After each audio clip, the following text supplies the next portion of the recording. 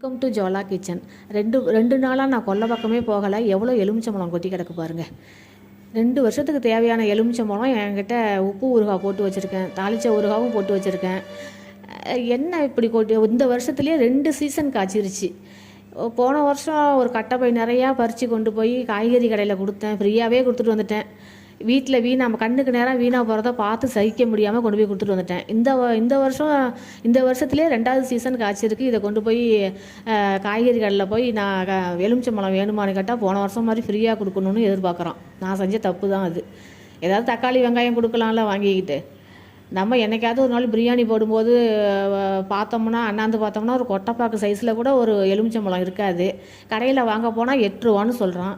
ஆனால் இப்படி எவ்வளோ வீணாக போகுது பாருங்கள். அக்கம் பக்கம் வர்றவங்க போகிறவங்க எல்லாருக்கும் தேவையான அளவு கொடுத்துட்டேன். கொடுத்ததுக்கப்புறமும் இப்படி இருக்குது. இவ்வளோ மிச்சமாக இருக்குது. ஒரு கன்று தான் சின்ன கண்ணாக இருக்குது, சடையாக காய்ச்சி தொங்குது. பாதி ஆற்றுல உருண்டு ஓடி மிதந்து போயிடுது. என்ன பண்ணுறதுன்னு தெரில. எல்லாருக்கும் ஒவ்வொருத்தருக்கும் ஒவ்வொரு ஐடியா தோணும்ல.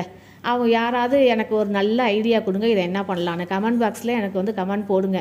என்ன பண்ணலான்னு சொல்லுங்கள். நான் இதை அது மாதிரி சரியான வழியில் இந்த எலுமிச்சம்பழத்தை நான் பயன்படுத்திக்கிறேன். இப்போ காய்க்கிற இடத்துல விலை போக மாட்டேங்குது. நல்லா விலை போகிற இடத்துல காய்ப்பு இல்லை. என்ன பண்ணுறது இப்படி இருந்தால்? எனக்கு இது வீணாக போகிறத பார்க்கும்போது மனசு ரொம்ப கஷ்டமாக இருக்குது. இப்போ எல்லாத்தையும் பொறுக்கிப்போம். ஒரு நாளைக்கு 30 பழம் 20 பழம் 30 பழம் கீழே விழுது. காற்றுல விழுந்துருது. பாதி ஆற்றுக்கு உருண்டு ஓடி மிதந்து போயிடுது ஆற்றுல.